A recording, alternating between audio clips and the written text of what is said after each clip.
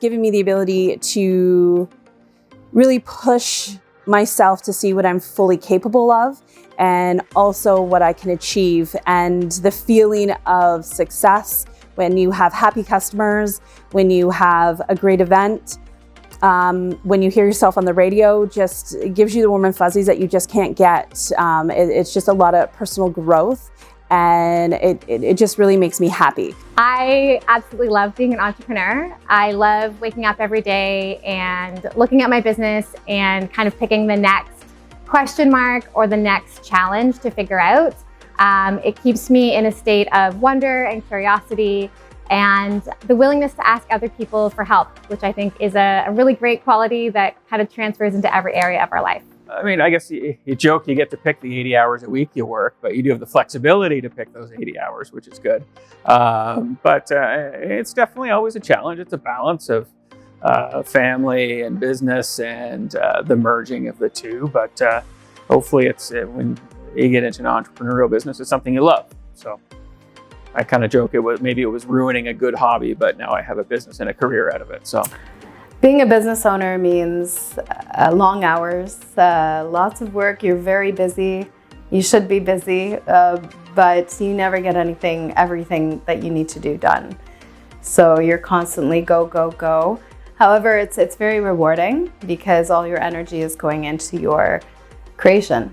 It allows me to be creative, have control over the jobs I'm doing.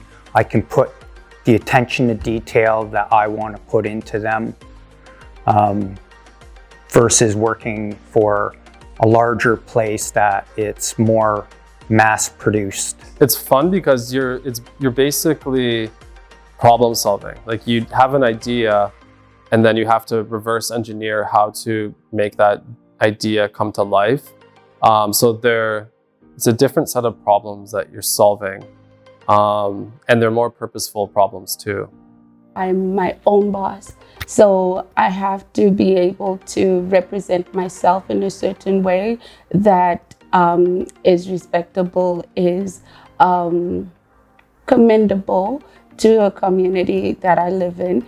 And at the same time, it's also allowed me the freedom to have time with my kids because I'm a single mom, and that helps with, the flexibility when it comes to work.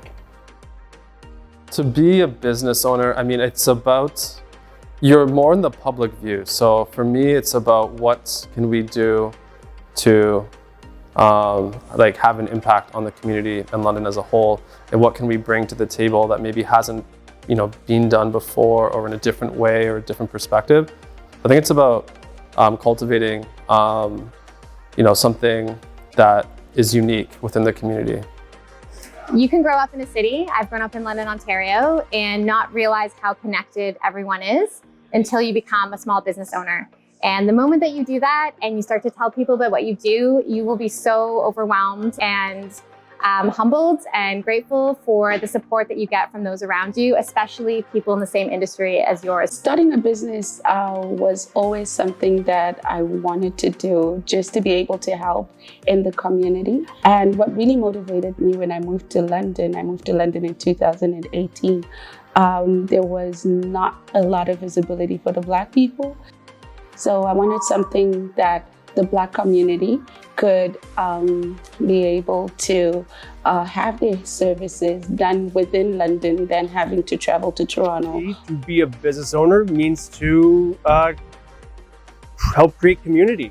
Means to keep passionate about what I'm passionate about. It is definitely not easy to start a business. I will tell you, I'm actually really glad the first 2 years I had this rose-colored glasses to what it was, and I was very positive about it, and I think a little bit of blind stupidity kind of gets you through that first year or so. But it's definitely not easy. It's a lot of growth. I was never prepped for business, and so I think the biggest thing with being a small business owner is understanding your weaknesses and fixing it. So I go out of my way to learn and be a part of networking groups and get business coaches and learn about accounting and learn about the importance of not throwing out all of your receipts. And those things come with time. And I think the biggest thing to remember is when you open, it is easy to think of an idea and it is easy to take that first step. What's not easy is backing out. Is leaving. You can't, once you're in, and the journey is the tough part. The starting is the easy part. But the journey is the best part. Yeah. It's not easy. But I think what happens is you become so passionate about the project or the idea that it doesn't necessarily feel like work. It's a lot of work that it takes to go from point A to point B.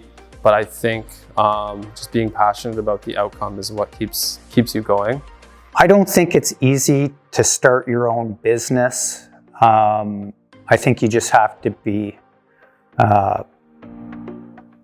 pretty determined to do so.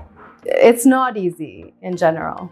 You need to have enough confidence to educate yourself in the areas that you are not strong in. I think what's hard about business is to keep going when it's not easy, because we will all come up against things that we didn't expect, or the timing wasn't right, or we had no influence over.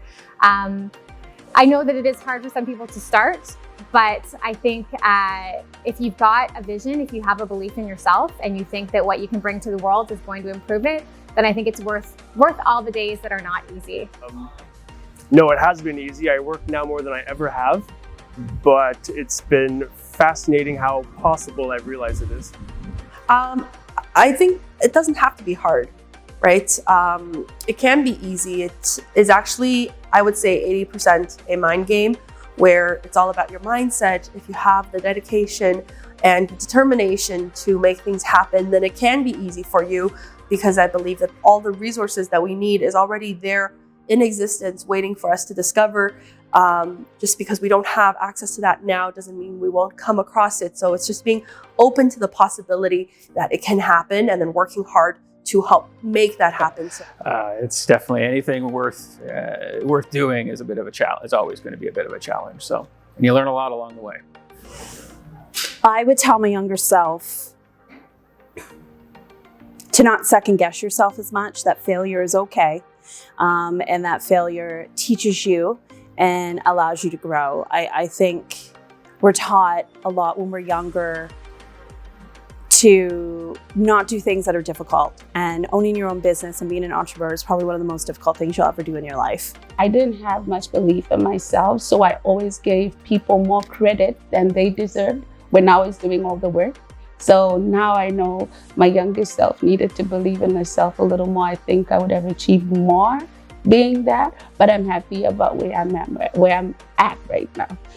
In my language, they would say "Zuva ne zuva rene jaro," which means each day comes with its own challenges. So I believe now, as I've grown older, it still applies in the sense that each day has its own challenges, but you have to soldier through.